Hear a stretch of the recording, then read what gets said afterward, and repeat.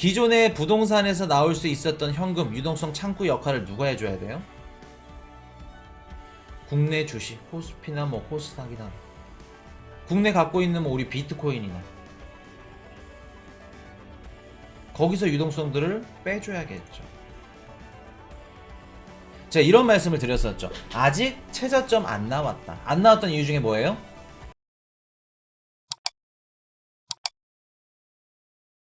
자, 한국에 대해서 말씀을 드릴게요. 한국, 우리 아까 신혜준 기자님 한국 이제 얘기를 하셨는데 한국은 영향이 없을 것 같다 라는 말씀을 주셨는데, 자, 한번 생각을 한번 해보세요. 제가 이렇게 말씀을 드리겠습니다.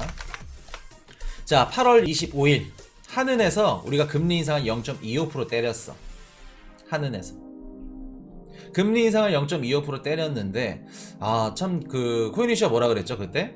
0.25% 너무 좀 적은 거 아닌가. 나중에 미국과 금리 인상 격차가 계속해서 스프레드가 넓어지면 넓어질수록 힘들어질 것 같은데 라는 얘기를 드렸었죠.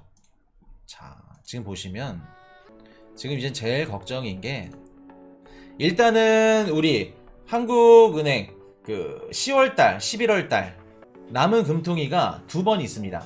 한국은행에서 2번 있고, 지금 미국과 기준금리가 동일해요. 2.5% 동일하고, 그래서 지금 연 2.5% 같지만 3% 유력, 미국은 4% 전망. 미국은 9월달, 11월, 12월 3번 있죠. 3번 있습니다. 만약에 9월달 0.75포인트를 한다, 그렇게 되면 한국과 기준금리 차이가 더 벌어지는 겁니다. 기준금리가 벌어지면 벌어질수록 외화 투자 자금들이 이동하는 거, 왜 이동하는지는 알고도 계시죠? 지난 영상 꼭 챙겨보세요. 자, 그러면 채권 시장에서 자금이 움직일 건데 한은에서도 생각이 있겠죠. 0.5포인트를 하고 싶어도 이렇게 할 수가 없어. 왜 안 할까? 왜 못했을까? 이창용 한은 총재가 이런 얘기를 합니다. 당분간 기준금리를 0.25포인트씩 점진적으로 인상을 하겠다, 이런 얘기를 합니다. 우리 한국 그리고 중국 자산 투자를 하면 이거 먼저야. 제일 1등 으뜸. 이거 시장 빠지면, 요거 가격 빠지면 진짜 휘청거려 나라가. 부동산. 만약에 0.5%를 때렸다 그러면 한국 부동산 시장은 어떻게 될까? 지금 이미 부동산 시장이 지금 깨지기 시작했습니다. 상반기에 제가 한국 부동산 시장 빠질 거다, 힘들어질 거다, 가격 힘들어질 거다 말씀을 드렸었는데, 이게 하다가 제가 좀 중간에 말을 좀 아꼈어요. 왜냐면 이게 좀 코인이슈 방송을 보시는 분들이 이제 부동산에 좀 민감하신 분들도 계시고, 어떻게 보면 제가 부동산 저보다 이제 전문가분들도 많이 계시고 부동산 시장이 좀 더 많이 아시는 분들이 계신데, 제가 좀 이렇게 뭐랄까 섣불리 말씀을 드리기가 좀 그렇더라고요. 그렇기 때문에 좀 말을 아꼈는데 지금 계속해서 빠지고 있습니다. 거래량도 그렇고 가격도 이제 이따가 지금 말씀을 드릴 건데, 한은에서 큰 폭으로 0.5포인트 이상 할 수 없었던 이유 중에 하나가 부동산 시장이다. 물론 뭐 표면적으로는 나와서 우리 한국 경제가 뭐 체력이 좋고 펀더멘탈이 좋고 경상수지 보세요, 흑자를 기록하고 있습니다, 이런 내용들도 좋지만 부동산 시장이 얼고 냉각되고 힘들면 안 된다. 부동산 시장 때문에 큰 폭의 금리 인상을 못했다. 그래서 지금 보시면 올해 이제 2번 남았는데 미국보다는 이제 넓어질 겁니다. 미국보다는 이제 낮아질 거예요. 낮아질 건데, 지금까지 뭐 우리 기대 인플레이션도 마찬가지고 한국 경제 성장률이 좋았기 때문에 실질 금리도 막 높고 이런 것들로 인해서 외화 투자 자금들이 미국으로 안 빠져나간 건데, 이런 것들도 이제 방심할 수 없다는 거예요. 만약에 9월달 미국에서 금리 인상 0.75포인트 가고 11월 12월 0.5포인트 아니면 0.25포인트 한 번만 가더라도 못 따라갑니다. 0.25포인트씩 계속 해야 돼. 근데 지금 한은에서도 알아. 왜? 자영업자분들 그리고 부동산 대출 이런 것들, 사업자 대출 몇백조가 있는 걸 알아. 지금 안 그래도 대출 금리 계속해서 올라가서 이자 내기 급급한데 부동산까지 대출 금리 올라가. 거래 어떻게 될까? 안 나오는 겁니다. 거래량 안 나오고 부동산 가격 당연히 빠지겠죠. 왜? 매수할 사람이 없어. 대출 받을 사람도 없어. 금리가 높기 때문에. 자, 2% 초반대까지 떨어진 경제 성장률. 지금까지 한국이 막 지금 경제방송 틀거나 뭐 한국 뭐 주식방송 틀면은 한국은 아직까지 펀더멘탈이 좋다. 경제 체력이 좋기 때문에 외화 투자 자금들 안 빠질 거다. 그렇게 말을 했던 이유 중에 하나가 뭐냐면 한국 경제 성장률입니다. 2021년도에 4%대였어요. 저희 한국 경제 성장률이. 근데 지금 뭐예요? IMF나 뭐 이런 데서 경제 성장률을 계속해서 하향으로 조정을 하고 있는데, 자 보시면 21년도 선진국 5.2%, 한국 4.0%, 캐나다 4.5%, 영국 7.4%, 일본 1.7%, 유로존 5.4%, 미국 5.7%. 다 하향 조정을 했는데 지금 2.1. 근데 한 가지 뭐 긍정적으로 생각을 하자면 미국보다 높게 잡았죠. 뭐 신흥국이니까. 그렇기 때문에 그 달러 스마일 중에 우리가 이제 진입기, 그리고 제일 가운데 달러 자금들이 신흥국 시장 자금으로 몰린다. 기억나시나요? 달러 스마일 우리 배우면서 가운데 부분 달러 자금들, 신흥국 그 자금들 몰리는 거, 이 시기가 될 수 있겠죠. 그래서 뭐 이런 뭐 김용익 교수님이라던가 경제 전문가분들은 지금 뭐 한국 주식을 사야 된다. 왜? 한국 주식이나 뭐 신흥국 주식들을 사면 뭐 일본이나 이런 국가들 내년 가면 경제 성장률 이런 것들도 있고 자금이 유입이 될 거다. 달러 스마일의 가운데 부분. 뭐 그렇게 얘기들을 하시는데, 지금 상황만 봤을 때 일단은 한국 성장률이 4%대에서 2.1, 뭐 다른 국가들도 많이 꺾였지만 이런 식으로 꺾였다는 거는 우리 한국도 외화자본 유출 양이 더욱더 늘어날 수 있다는 가능성이 높다는 겁니다. 높다는 거예요. 자, 지금 보시면 우리가 중국도 부동산 시장이 중요한 이유, 중국의 부동산은 이 역할을 한다. 현금 유동성 창구 역할을 한다. 어떻게 보면 중국이랑 한국이랑 비슷한 점이 많죠. 제1등 자산이 부동산입니다. 중국은 부동산 시장이 흔들리면 중국이 흔들려요. 왜? 중국 부동산을 담보로 대출을 받아 70% 정도. 그럼 그 자금들이 어디에 또 투입이 돼요? 부동산을 재투입하던가 아니면 그 자금들로 뭐 주식을 사던가 어디 뭐 생활비를 쓰던가 현금 유동성이 돈다. 근데 부동산 개발회사들이 다 무너지면서 지금 현금 유동성들이 돌지를 않죠. 그러면서 중국 금리 인하 어떤 식으로 들어가요? MLF, 뭐 중기 유동성 지원 창구라던가 영래포, 그리고 채권금리 낮춰주고 대출 우대 금리 인하. 대출 우대 금리를 인하해서 어떻게 해요? 대출을 더 받을 수 있게끔 유도를 합니다. 유도를 해요. 자, 그러면 한국도 부동산 시장이 지금 어떻다? 거래 멸종 수준. 부동산 시장에 한파 닥쳤다. 지금 부동산 거래량이 역대 최저 기록을 뭐 잇따라 갈아치우고 있다. 그래서 매수 심리가 위축되면서 뭐 거래량도 급감하는 현상이 이어지고 있다. 그래서 뭐 강명이었나 어디 신도시가 뭐 작년보다 뭐 얼마가 떨어졌고 뭐 그런 기사들이 뭐 나오더라고요. 그러면서 매매 수급 지수가 17주 연속 하락세. 당연히 거래량이 뚝 끊기겠죠. 뚝 끊길 겁니다. 그리고 담보대출, 미국에서 금리 인상을 해. 한국은행도 쫓아가야겠죠. 한국은행 금리 인상 똑같이 하면 우리 대출금리도 자연스럽게 올라가야겠죠. 대출금리 올라가면 야, 지금 집 살 때 힘들겠는데? 힘들죠. 거래량 뚝 떨어지겠죠. 거래량 떨어지면 어떻게 돼요? 기존에 거래되던 가격들도 쭉 떨어지는 겁니다. 자, 한국도 똑같아. 중국 부동산 시장 현금 유동성 창구. 한국도 부동산, 뭐 아파트, 주택, 담보대출해서 그 돈으로 주식도 사고 비트코인도 사고 뭐 생활비도 쓰고 자금이 돌아야 되는데 실질적으로 힘들어. 현금 창구 역할을 제대로 못해. 그렇기 때문에 지금 정부에서 나오는 게 뭐예요? 수도권 15억 넘는 아파트 주택담보대출 허용 검토. 이런 식으로 담보대출을 허용해주고 풀어주고 이런 식으로 해주고 있다는 겁니다. 이런 것들이 현금 유동성을 쭉 이렇게 돌려주는. 이해되셨나요? 외화자본 유출보다 부동산 시장을 잡는 게 우선인 건가요? 한국 정부는 외화자본 유출은 코스피가 닫히는 거고, 그리고 부동산 시장이 닫히는 건 한국이 닫히는 겁니다. 한국 자산 시장이. 그렇게 되면 어떻게 보면 부동산이 더 우선순위겠죠. 우선순위가. 우선순위가 아니었으면 금리 인상 세게 때렸겠죠. 0.5, 0.75 세게 때렸겠죠. 근데 지금 하는 거 보면 부동산 시장이 더 중요하다. 그래서 그게 맞고, 부동산이 맞고. 왜? 우리 한국이나 중국이나 부동산이 어떻게 보면은 가장 중요하고 1순위이기 때문에, 그리고 뭐 주식 떨어지고 뭐 코스피 떨어지고 하더라도 제일 나중에 또 뭐라 그럴까 떨어지는 게 우리 부동산. 견고하다. 힘들어도. 그런 것도 있겠지만 부동산 가격이 뭐 오르고 떨어지는 거는 어떻게 보면 좀 신의 영역이에요.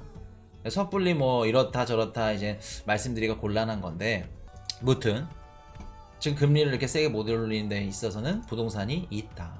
자, 그러면 지금 한국이 이런 상황이야. 한국 부동산 시장도 지금 힘든 상황이야. 가격도 떨어지고 있고 거래량도 바닥이 나고 있어. 현금 유동성 창구 역할을 못 해주고 있어. 내가 생활비를 끌어쓰거나 아니면 뭐 대출이라던가 이런 것들 이제 앞으로 뭐 예를 들어서 뭐 대출 만기 연장을 안 해준대. 사업자 대출을 받았는데 그럼 어떻게 해야 될까? 내가 당장 현금 유동성을 구해야 돼. 유동성이 필요하고 현금이 필요해. 기존의 부동산에서 나올 수 있었던 현금 유동성 창구 역할을 누가 해줘야 돼요? 국내 주식, 코스피나 뭐 코스닥이나 국내 갖고 있는 뭐 우리 비트코인이나 거기서 유동성들을 빼줘야겠죠. 제가 이런 말씀을 드렸었죠. 아직 최저점 안 나왔다. 안 나왔던 이유 중에 뭐예요? 아직 우리 투자자들, 비트코인 투자자들, 코스피 투자자들, 그리고 미국 개미들 주식이나 비트코인으로 돈을 벌 수 있다고 생각을 해. 왜? 아직 내가 존버하고 있거든. 갖고 있거든. 야, 미국에서 금리를 인상해? 뭐 한국은 그 하늘에서 금리를 인상해? 금리 인상 해봐. 2% 3% 해봤자 얼마인데. 대출금리? 대출이자? 좀 더 내면 돼. 이번 달에 뭐 핸드폰 요금 조금 내고 생활비 좀 아끼고 작년에 뭐 좀 비싼 뭐 양주 먹었으면 소주 먹고 버틸 수 있어. 근데 긴축이 시작되고 그리고 금리가 급격하게 오르고 만기 연장이 안 된다고 하면, 부동산 가격이 빠진다고 하면 그때는 어떻게 될까? 갖고 있던 주식이나 코인이나 다 처분해야겠죠. 아직 개인들 물량이 다 나오지 않았어. 주식이든 비트코인이든. 삼성전자 투자한 그 투자자가 비트코인, 삼성전자 산 투자자가 비트코인 지금 투자자보다 더 많죠. 삼성전자 지금 다 갖고 있습니다. 다 갖고 있어요. 그럴 정도로. 아직 내가 주식이나 비트코인으로 돈 벌 수 있다. 그런 생각들을 갖고 있어. 그러니까 안 던지지. 비트코인 갖고 있으면 무조건 오른대. 근데 우리가 최저점 볼 수 있는 지점은 뭐예요? 앞으로 내가 비트코인 가격에 갖고 있으면 오르는 걸 알고 돈을 벌 수 있는 걸 알고 있음에도 불구하고, 코인 이슈 방송을 보고 공부하고 지금 이렇게 알고 있음에도 불구하고 당장 생활비가 없고 대출 금리 때문에, 이자 때문에 처분할 수밖에 없을 때, 그때 명품 가격 다 떨어지고 주식, 비트코인 다 던진다. 내가 당장 지금 현금 조달할 수 있는 그 통로가 그거밖에 없을 때. 자, 그리고 뭐 한국 시장은 괜찮을 것 같아요. 한국은 탄탄할 것 같아요. 그 의견도 맞습니다. 저도 반반이에요. 한국은 괜찮다. 외화 투자 자금들이 빠져나갈 확률이 상대적으로 적다. 왜냐면 아까 보시면은 한국 경제 성장률 다른 국가에 비해 월등히 높다. 그렇기 때문에 이런 것들로 인해서 펀더멘탈 높은 거 맞다. 근데 한국이 지금 문제점이 뭐냐면, 자 보세요. 일본 1.7, 한국 2.1 얼마 차이 없죠. 그게 중요합니다. 일본 1.7, 한국 2.1. 일본이랑 한국이랑 큰 차이가 없습니다. 자, 일본은 지금 뭐 하고 있죠? 한국은 뭐 하고 있고. 이래서 중요한 거예요.